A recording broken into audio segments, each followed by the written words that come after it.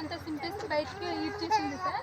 ఈడ్చేసిన తర్వాత ఏ కొండలని చెప్పిన నన్ను గేదెలు తిన్నాయనేసి నీ ఇష్టం వచ్చినట్టు అడుగుతావా, నాకు నష్టపరిహారం అడుగుతావా, ఎక్కడ పెట్టుకుంటే పెట్టుకో, కొజ్జలు అంజకన్నా, పోరంబోకులు అంజకన్నా, కొండలు అంజకన్నా, ఏ రాళ్ళను రప్పలను పూజించాలంజకన్నా నీకంటే తెలివితేటలు ఉంటే నాకంటే తెలివితేటలు ఉండాలనేసి ఇంకా నైట్ మొత్తం పట్టేసుకొని సార్ దవడల మీద రక్కేయడము, పీక మీద గుద్దేయడము ఇష్టసరంగా చేసేస్తుంది సార్. నా పిల్లలందరూ బొల్లుమని ఏడ్చేస్తున్నారండి. ఏడుస్తుంటే నా పీక గట్టిగా పట్టుకొని నొక్కేస్తూ మెడకి మొత్తం గాయాల పాలై రక్తం కారుతుంది సార్. కారుతుంటే వెంటనే అటువైపుగా వెళ్తున్నారు సార్. నా పిల్లలు ఇలాగే ఏడుస్తున్నారు సార్, విపరీతంగా ఏడ్చేస్తున్నారండి నన్ను కొడుతుందనేసి.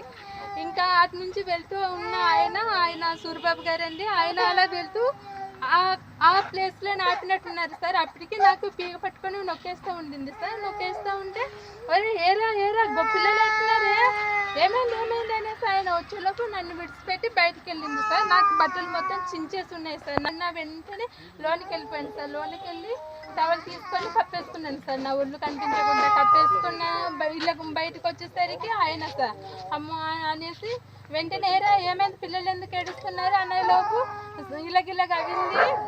ఆవిడ వచ్చి నా మీద ఏటేస్తుంది, బావమ్మ బయటికి వెళ్ళారు మా ఆయన అనేసి చెప్పాను సార్. చెప్పేసరికి నా గాయాలన్నీ చూసారు సార్. మొత్తము బ్లడ్ కారిపోతుందండి, నైట్ అంతా తిరిగిపోయి ఉండింది. అలాగైతే గారికి అనేసి అన్ని వెళ్ళారు సార్. అంటే సరే అనేసి నేను ఇంకా పిల్లలకి ఊరుకోబెట్టి అలాగ లోన కూర్చొని ఉన్నాను సార్. కూర్చొని ఉండేలోపు ఇంకా ఆయన వెళ్ళి ఎస్ఐ గారికి ఇన్ఫార్మ్ చేశారు సార్. ఎస్ఐ సారు లేదు సార్, ఎస్ఐ సారు సీఎం బందోబస్తులో ఉన్నాననేసి స్టేషన్కి ఫోన్ చేస్తే 2 కానిస్టేబుల్ని పంపించారు సారు.